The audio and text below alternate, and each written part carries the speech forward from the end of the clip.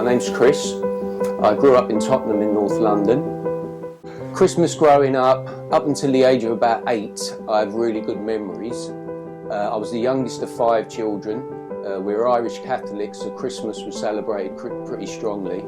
But after the age of about 8, my mum and dad split up. And by the age of 11, I was left at home on my own with my mum. My brothers and sisters had left. So Christmas from then, my memories are they were quite cold and they were quite not a joyous time at all. Getting into my adult years, got caught up in drugs, heavy drinking. So Christmas again, it was a time where going into the new year, there was no positivity of things are going to be better this year. Christmas 1998, after many years of drug abuse, I ended up being homeless. King's Cross in 1998 is very much different to what it is now. It was a very, very dark area, lots of crime there. To be homeless around that area, to be homeless anywhere, it's the sense of isolation. Even if you're with people, there's a sense within you that you're out of society, that you're living in another part of society, that you're not with the everyday people. That really chips away at you. It chips away at your mental health, chips away at your physical health. That sense of, is this ever going to finish? Leading up to Christmas on the streets, I knew I didn't want to be homeless over Christmas. And I managed to get 2 weeks worth of work with a building company. Christmas Eve, I was owed £450. And I had to go to East Ham. They were having a Christmas party for all their workers.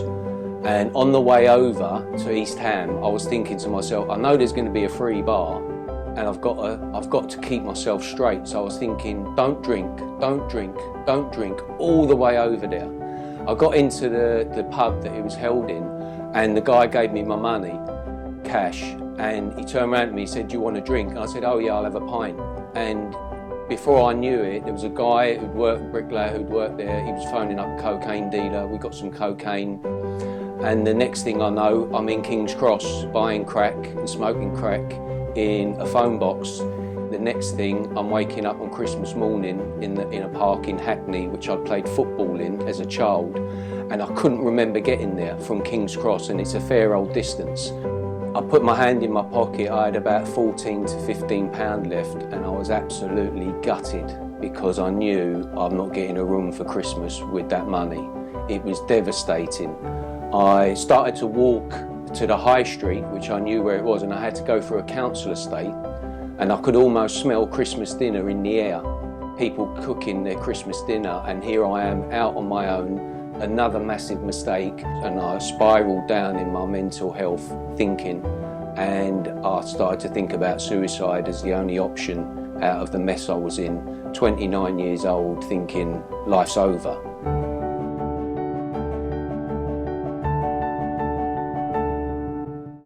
I ended up walking and walking with no aim of where I was going, but I ended up in King's Cross. And at King's Cross I met another homeless guy who said to me, where are you going? I said, I haven't got anywhere to go. He said, have you heard about Crisis at Christmas? They take you in over Christmas, they feed you, they clothe you, they give you doctor services. So I said, yeah, I waited for the minibus that came to pick us up, and I went to Crisis. As soon as I walked in and sat down, a lady came over to me, and she was a listener. And this woman listened to me for about 4 or 5 hours. And this was Christmas Day. She came back Boxing Day, and as she was getting up to leave, she said, Chris, this is my last day here at Crisis. But she said, I don't know what it is about you, but there's something different.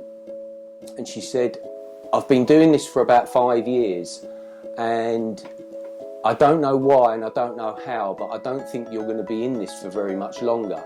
It was almost like my eyes had been opened to the situation I was in, and it wasn't a very good situation and it wasn't going to end very well.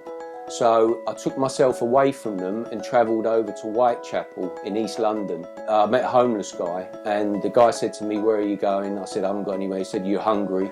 I said, yeah. So he took me to a homeless centre. In the homeless centre, there was a lady there serving tea, And it was like there was a light shining out of her that I knew I had to talk to this lady. She explained to me that she was a Christian and explained her faith to me. She spoke to me for literally 4 months every day. I went in there every day for 4 months, and she told me about Christ. She told me about how Christ could get me out of the mess that I was in. Every day when I left this woman, she said, "Chris, you got to help yourself. I'm praying for you, my family's praying for you, but you need to pray and God will hear you." Well, one night when I knew that my life was in danger and I knew I had nowhere to go, I couldn't go to the police because I was wanted for something, so I was literally backed into a corner. There was no way out, and I was in a squat. I was on a dirty mattress, and at the end of the mattress there was a Bible that the woman had given to me, and she said, her voice came into my head, and I heard her saying, "You got to pray, God will hear." And I said to God, "Listen, I don't know if you're real, but if you're real, get me out of this mess." The next day I seen the woman in the homeless centre, and she told me about a Christian rehab that I could go to. She'd never mentioned them before, and when I told her that I'd prayed the night before, she said, "I felt God tell me this morning to tell you about these people." So I eventually went into rehab in April 1999. I finished the rehab, got married to the woman that I met in the homeless centre, and we've been married now for 19 years. Christmas now is how I remember it prior to my mum and dad splitting up.